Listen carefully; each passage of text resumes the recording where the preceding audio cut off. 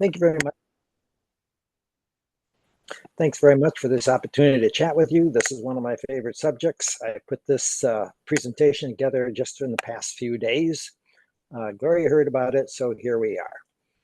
What we're going to be talking about and seeing today are a variety of things. We're going to talk about the benefits of matrix gardening. We're going to talk about where to locate it, how to build it, how to prepare the soil.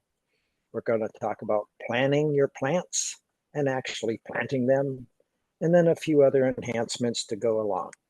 So at the end of this 20 or 25 minutes, if you can't do all of these things, then we have not succeeded. And so one of the questions from me to you at the end of this is, how well did we succeed in getting you able to handle all of these steps? Oh, and as Gloria said, I'll repeat, if you have questions or comments, or for those of you who have already done some of these things and want to share some experiences, feel free to unmute and just jump in, say question or hey Bob or stop or whatever you want, and we'll continue.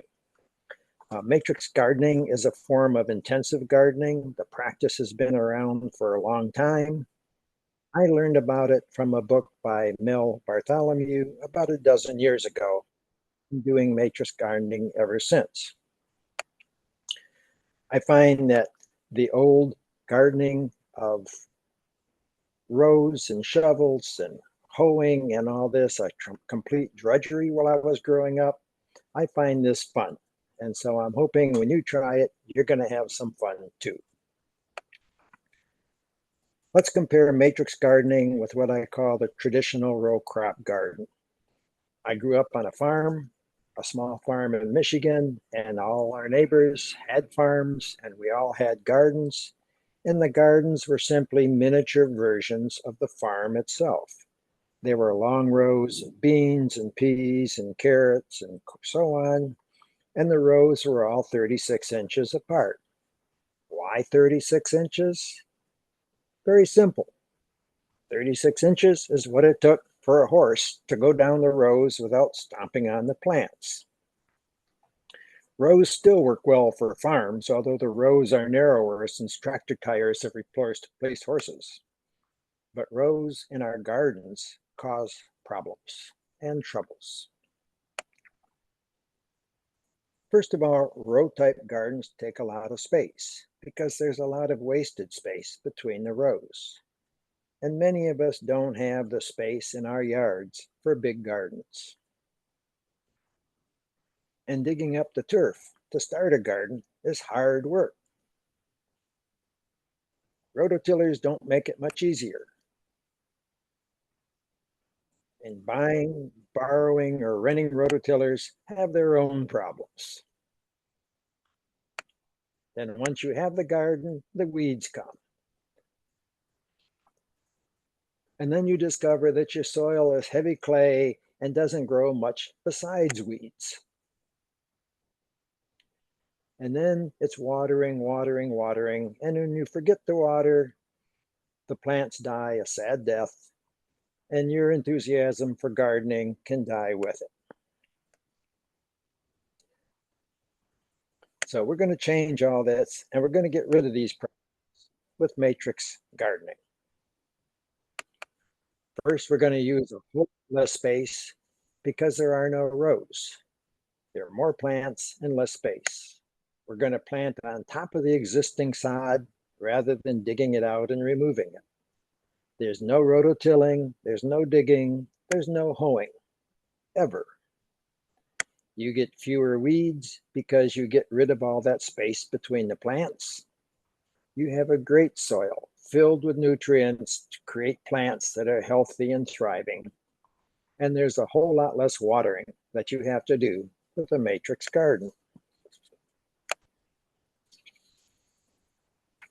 Here's where we're heading.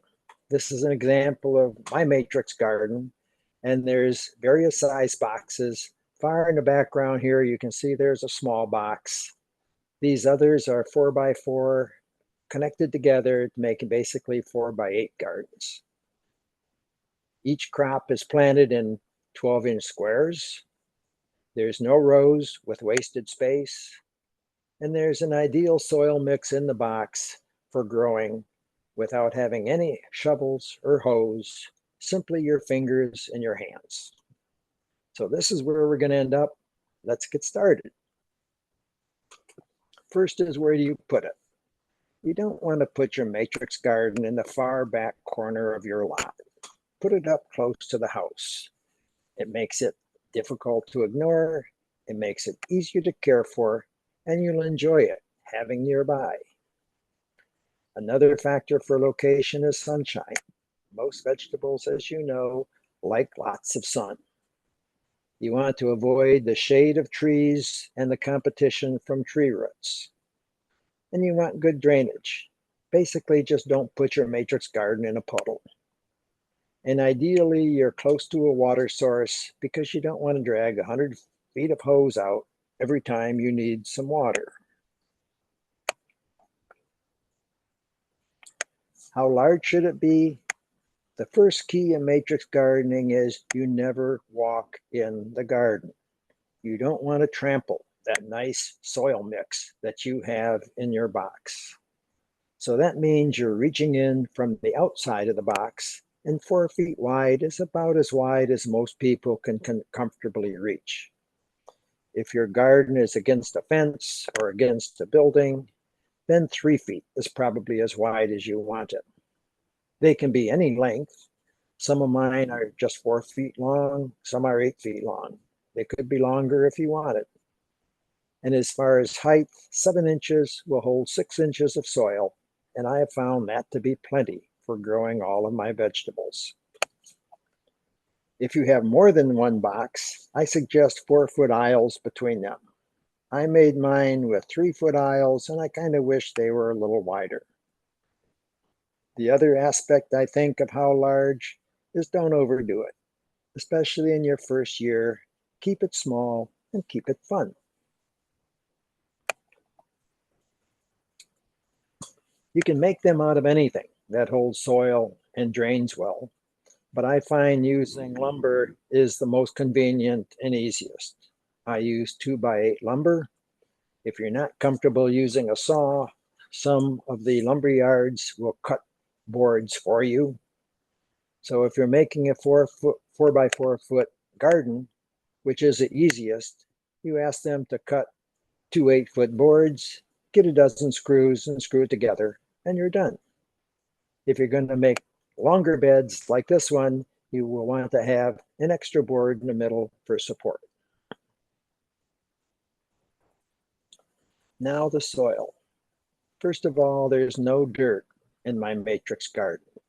You can put in anything that aerates, drains well, and holds moisture. What I use is a blend of compost, peat, and vermiculite. This is the typical kind of mix that you would buy for container gardens on your deck. You can switch to coconut fiber instead of peat. You can switch to perlite instead of vermiculite, or mix them all. When you're using compost, it's best to have a variety of kinds of compost. There may be some mushroom compost, some manure compost, and so on, excuse me, to mix in. The big thing about this mix is it's generally free from weed seeds. I don't add any topsoil. I don't add even purchased topsoil, because any of the topsoil is likely to introduce weeds, and I get along fine with this lovely soilless mixture of compost, peat, and vermiculite. I also don't add my own compost because my compost bins don't get hot enough to kill the weed seeds. So when I tried bringing my own compost in, I've also introduced seeds. Now, mixing up the 3 ingredients. I like avoiding work, and to me, shoveling is work. So instead of using a shovel to mix a compost, peat, and vermiculite, I use a method I call drag and roll. I simply dump the 3 components into a corner of a big blue tarp. I grab a corner of the tarp and drag it over the pile, mixing the soil in one direction. Then I grab the next corner and repeat. After doing that 6 or 8 times, it's all nicely mixed up. Before I put the soilless mix into the box, you can add a landscape cloth or a cardboard on the bottom of the box to help reduce the likelihood of grasses growing through it. Although I suspect with 6 inches of soilless mix on top of the turf, it's unlikely to grow through. If you do use cardboard, it would be a good idea to remove the labels and tape before you lay it down. Now the grid itself. This is the essential part of a matrix garden. Just having a 4x4 box isn't enough. The matrix helps you plan your vegetables. It helps determine the plant spacings. It makes planting really easy. It allows for replanting second crops and intercropping and staggered harvests, which we'll see in a minute. And most importantly, or as important, it adds character and beauty to your garden. Your family and friends will love to see your matrix garden.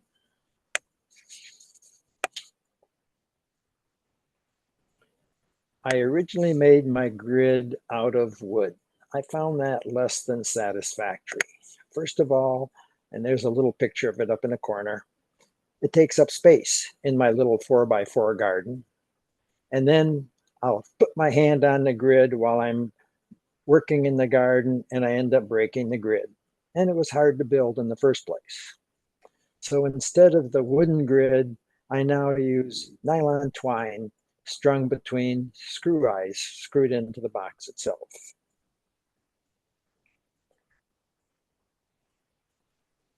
Now we're getting to the fun part, planning what you're going to put in your matrix garden.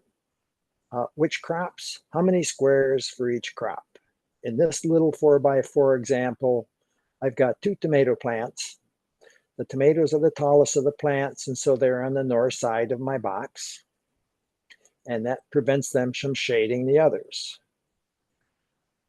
Along with the tomatoes in the same box, I have scallions. I just put those in the ground this past weekend. Those are planted early and harvested early, and most of those will be gone before the tomatoes are introduced.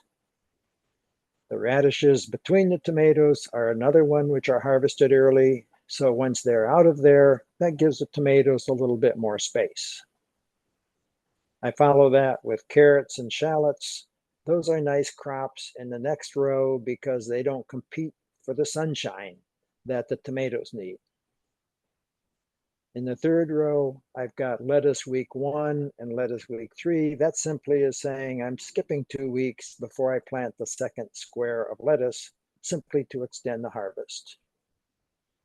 And then the beans are along the last row. I like to keep beans on the perimeter of the box because you're harvesting them regularly and it just makes it more convenient. Now the plant spacings themselves. In most cases, you simply refer to the plant spacings on the seed packets, but you ignore the row spacings. The one exception is tomatoes.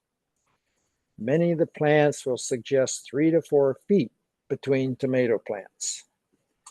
Kansas State University has studied intensive planting and determined that 18 to 24 inches is sufficient for a tomato plant. You want to stake them so they don't crowd everything else out. Scallions planted in the same box are spaced 2 to 3 inches apart, as are radishes. And you can see the other spaces for the plants as you go down the list. If you have plants that aren't showing up here and you have an interest, I suggest you Google K-State intensive spacing, and they have a long list of plants that they have experimented with and determined adequate spacing for those plants. So with these spacings, how many vegetables do we get? This is a bit messy, but gives you an idea of your plant population.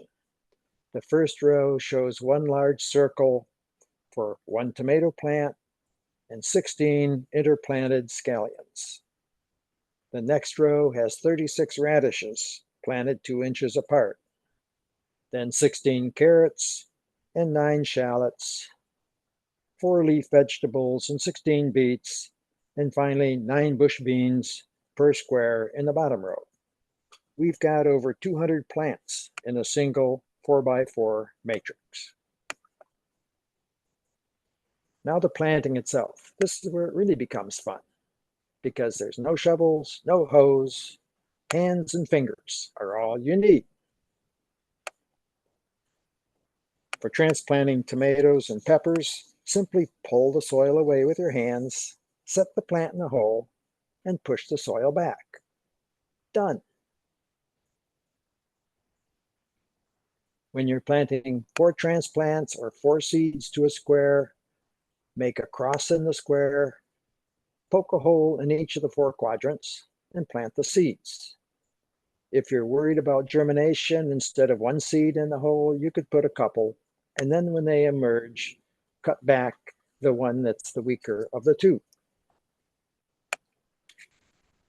For 9 plants per square, use the 2-finger cross.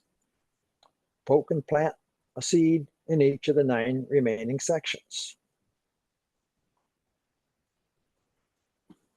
For 16, I make a big square first, or big cross first, and then smaller crosses in each of the 4 quadrants. That gives you 16 spots to poke a hole and drop a seed. 36 is a little more complicated if you want to be precise, but precision really isn't necessary. In the past, what I did was I just put a 1-foot ruler across the top of the grid and approximated 2 inches for each seed. This year I tried something different that I like. I made a template with holes drilled every 2 inches. I put it on the square. I poke my finger in every one of the 36 holes, and then I go back and drop a seed in each of the 36 holes. Then I remove the template and gently cover the seed with my hand. As I'm poking my finger in the holes, for starters, I kind of judge how deep it needs to be based upon the instructions of the seed pack of how deep the seed should go. That worked out well. It was quick and it was fun.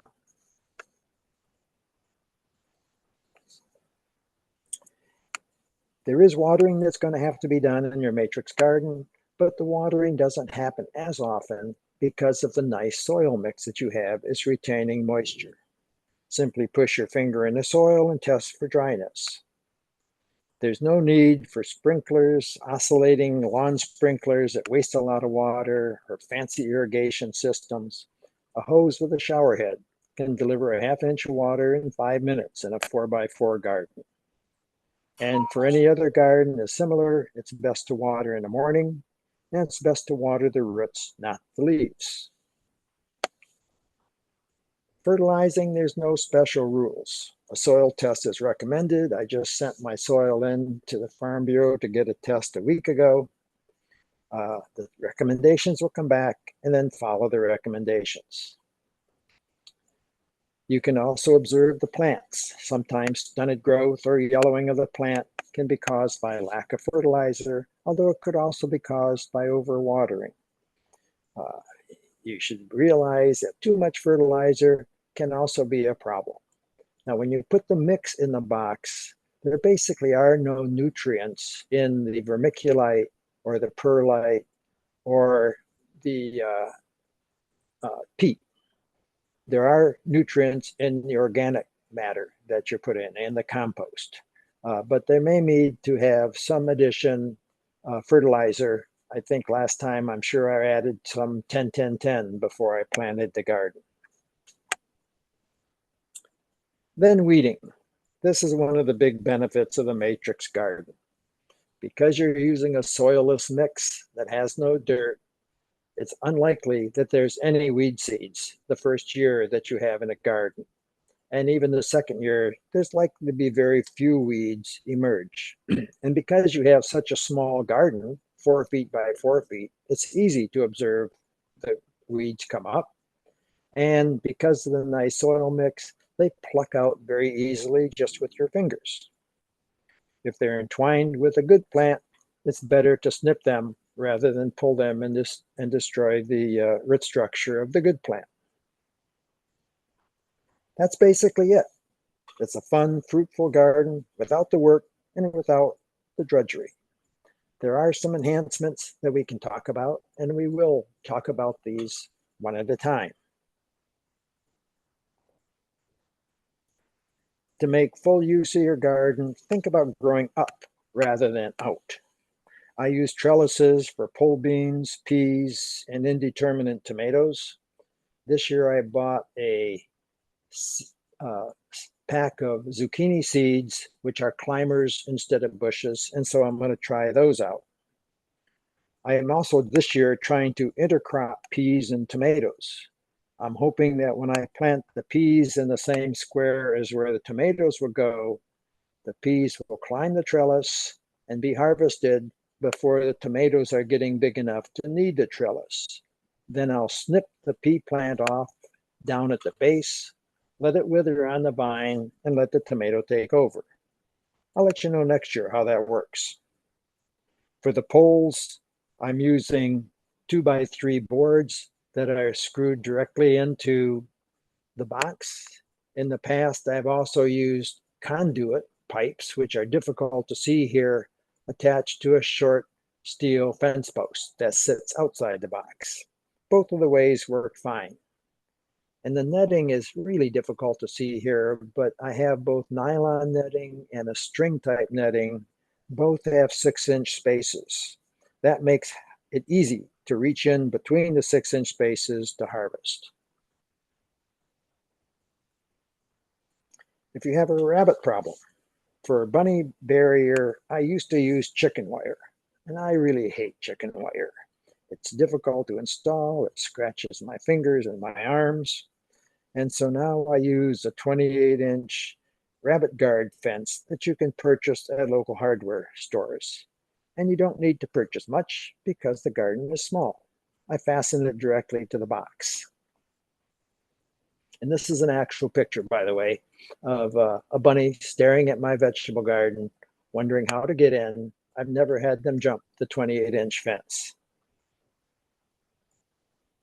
I love my nice loose soil, but sadly so do the squirrels. They can dig up my bean seeds the days after I plant them. They even dig up my shallot bulbs and then discover that they don't like them anyways.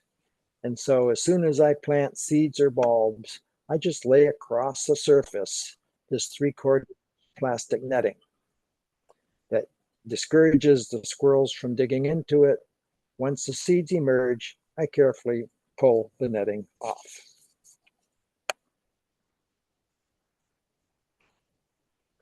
To make mowing easier, you can border your matrix garden with paving bricks. If you're in your yard, it's best to keep your garden more or less level. And so you can see with this box, I've added an extra board on the downhill side to keep the box level. And if you don't like getting down on your knees, the boxes can be built on legs. I haven't done that. Or you can buy similar boxes at table height at various nursery stores. As you look ahead to next year, you can continue to use the same soil as long as you've had no major plant diseases. The soil mix eventually gets depleted, and so I'll add a little to the mix in the spring when needed. This year, my soil mix was getting a little too compact because the vermiculite was decomposing, and so I added some perlite to help keep it loose. And since you're only planting 16 or 36 seeds to a square, you're probably going to have lots of leftover seeds. So save the seeds and save yourself some money by saving them till next year. Put them in a sealed refrigerated container. I add a little uncooked rice at the bottom of the container to help absorb moisture.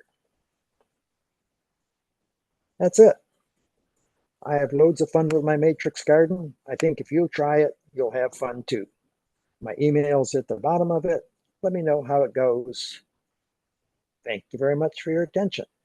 I haven't heard any questions through the process of this. Let's see if there's any now that I'm done. Lori, I'll let you take control back. Great. Bob, you want to stop sharing your screen and we can all see each other again? Figure out how to do that. Oh, I got to find it. it'll No, be red. there we go. I think it stopped. Yep, we're all back. So, I only grow easy stuff, which is why I do really good with native plants. But my zucchinis are humongous. Like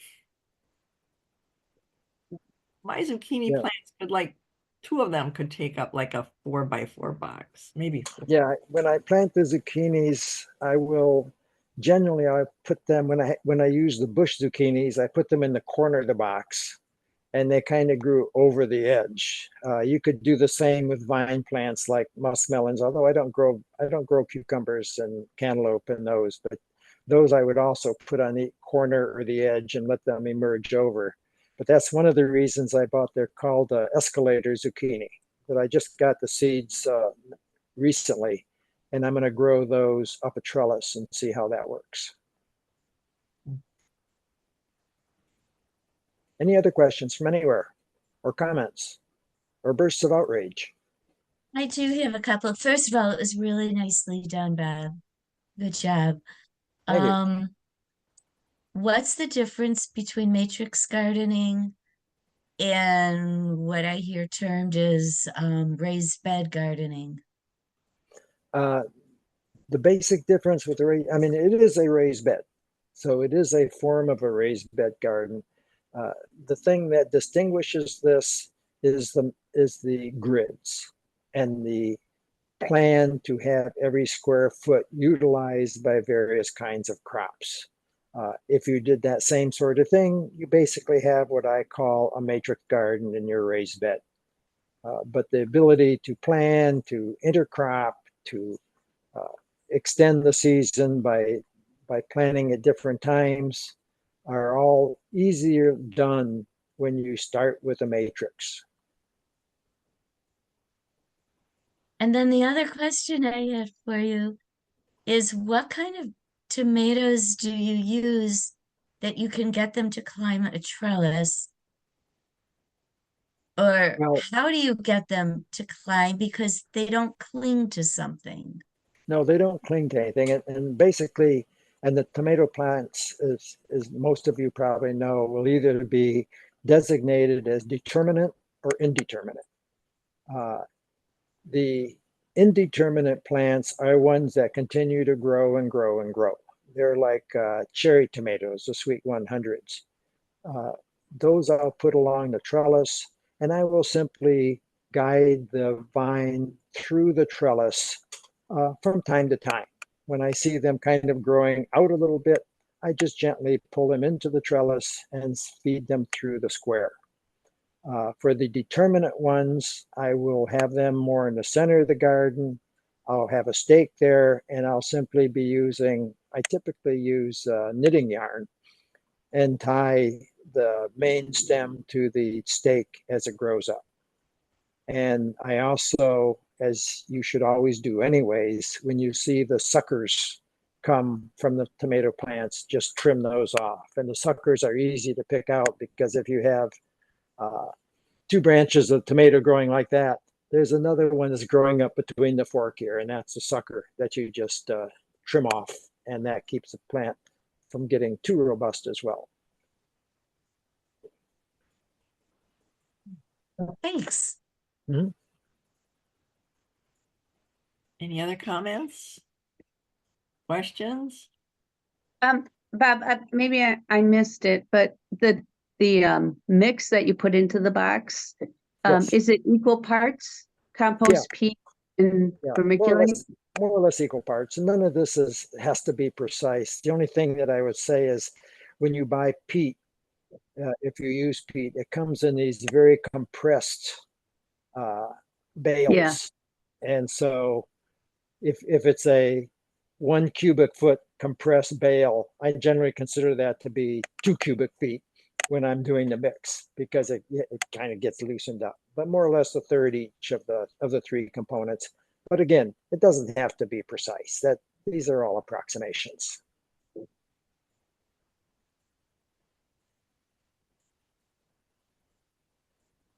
that it? Okay, I'm going to turn off the recording.